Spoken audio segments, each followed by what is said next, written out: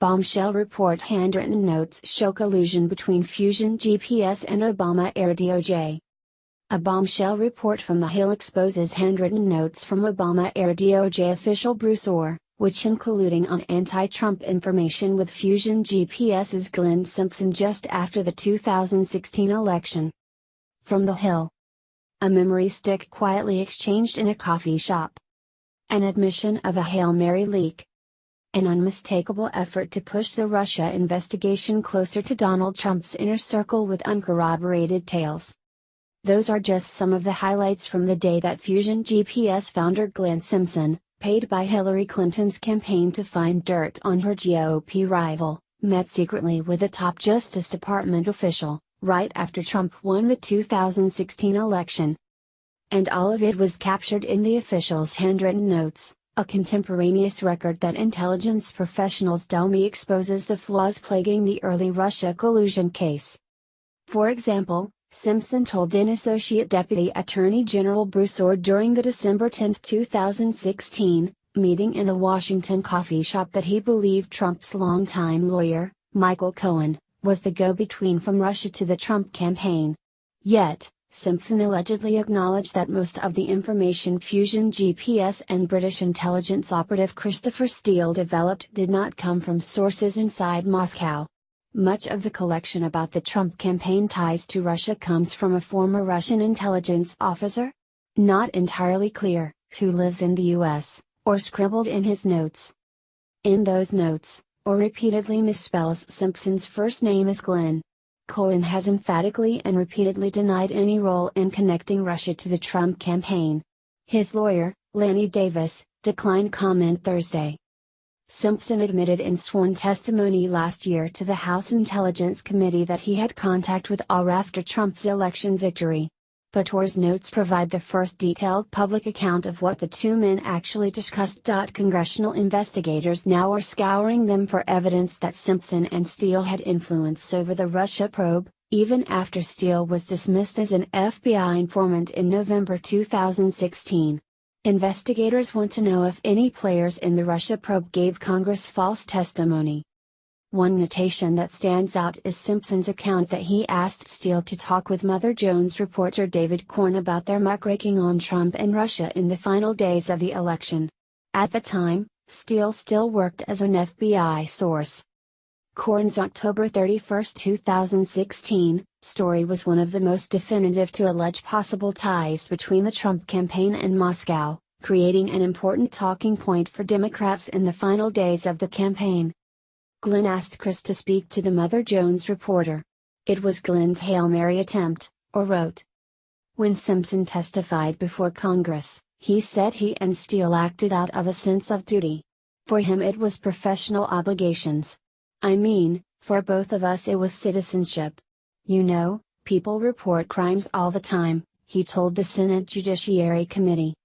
In his House testimony, though, he conceded not knowing if what he and Steele dug up amounted to a crime. At the time that that Chris decided to take this to the FBI, I wasn't convinced of the facts of anything in terms of, I wasn't convinced that there was a specific crime that occurred. So, congressional investigators want to know why, if Simpson acted purely on the basis of civic duty, he and Steele went to the press shortly before Election Day with allegations before the FBI completed its work. Simpson's lawyer, Josh Levy, did not return a call seeking comment. Much of the other information attributed to Simpson that December day, according to Ohr's notes, involved admittedly uncorroborated allegations, such as claims that a computer server in a Russian-owned bank was secretly transmitting messages to the Trump campaign, or that the NRA was secretly taking money from a Russian official. Many of the claims eventually made their way into news reports. Ohr made clear he took possession of some evidence from Simpson, writing, "Glenn gave me a memory stick." Early on, Ohr's notes detail, the conversation focused on a theory apparently offered by Simpson that revolving Trump team members, former campaign chairman Paul Manafort, followed by informal advisor Carter Page, then Cohen, forged a secret channel with Moscow to hijack the election. All three men long have been cited in the Russia investigation, each denies any coordination with Russia. but Ohr's notes are the first to quote Simpson as suggesting the three essentially were shark-toothed spies who replaced each other in a secret plot. He identified Michael Cohen, a lawyer in Brooklyn W. Russian, Brighton Beach, clients, as the go-between from Russia to the Trump campaign who replaced Manafort and Carter Page, Ohr's notes read, quoting Simpson's alleged narrative. The notes suggest guilt by association, citing Cohen's wife and suggesting one of Cohen's in-laws had real estate dealings in Moscow with ties to the Kremlin. Cohen may have attended a meeting in Prague, possibly in September, about this, or quoted Simpson as saying, a claim that became public a month later, in January 2017, when BuzzFeed published a version of Steele's uncorroborated dossier. Cohen's lawyers have rebutted every mention of their client in the dossier, pointedly noting he has never been to Prague. Cohen, now under investigation by federal prosecutors in New York, has hinted he may have information damaging to Trump. But special counsel Robert Mueller has signaled he's not currently interested in Cohen, letting U.S. attorneys in Manhattan take the first crack at his case. 2 days after Ohr's meeting with Simpson, the senior Justice Department official met with the FBI and submitted to an interview about what he had learned. I shared the Ohr notes I obtained to career intelligence professionals with years of experience analyzing data, sorting the reliable from the garbage. All had the same reaction: the information, on face value, has the lowest level of credibility. It was second or third hand, they noted, and couched with lots of caveats like may, possibly, and others disagree. The alleged Simpson statement that he went to the media as a Hail Mary stood out to those professionals as an act of desperation that they would see as weighing against the motives of an intelligence source. A couple of the experts flagged that most of what Simpson allegedly told Ohr was not from Moscow, where the alleged plot was supposed to be based, but from a reported Russian in the United States who later seemed to disappear, according to Ohr's notes. First thing I'm wondering is whether that Russian was part of a compromise operation to further roil the U.S. election rather than a whistleblower, one of the experts opined.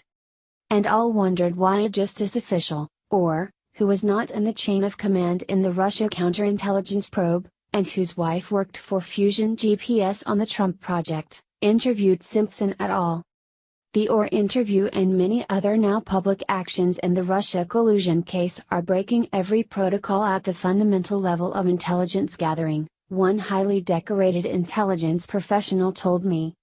Whatever their assessment, Congress has a wide, new mandate to investigate the Simpson or Steele contacts with renewed vigor and lots of questions that did not exist just a few short weeks ago. What was on the memory stick? What did Ohr do with the information? Did the FBI rely on it for future court actions?